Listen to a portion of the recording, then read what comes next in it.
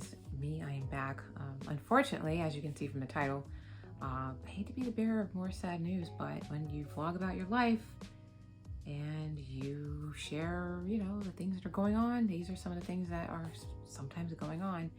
And so, unfortunately, we've had to lose another furry animal companion from our family, this time my sister's dog.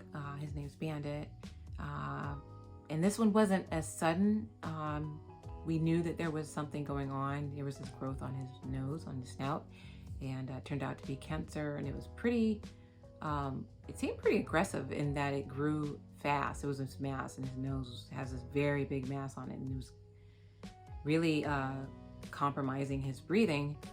And the vet was really transparent about the fact that apparently I didn't know this because I haven't owned a dog, but treating cancer in the nose is like very, very difficult. And I guess the odds are very, very stacked against you. And so the vet was like super honest. They were like, I can tell you, that we can do the surgery, but I've done enough to kind of know how these things typically turn out. And it's not so good. And so my family's not really the type to do that thing where they keep their animal alive by whatever means necessary, even though it may be suffering a little bit. But you could try and give it like certain treatments to keep it comfortable, but we're just not the type to try and do that if we kind of know it's better to kind of not have them suffer and to end the suffering peacefully rather than to have them go on and kind of like live with some ailment. We don't do that. It's very cruel to us. So we're pretty mature about having to make that decision if we have to. And so she did, and by doing so, she was able to give him like his last meal and spend time with him and kind of, allow him to kind of peacefully and, quietly and lovingly go,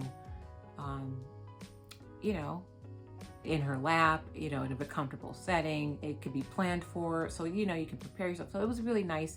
And he sounded like he had a feast at his last meal. And so that was really heartwarming, but he was definitely a service animal to her.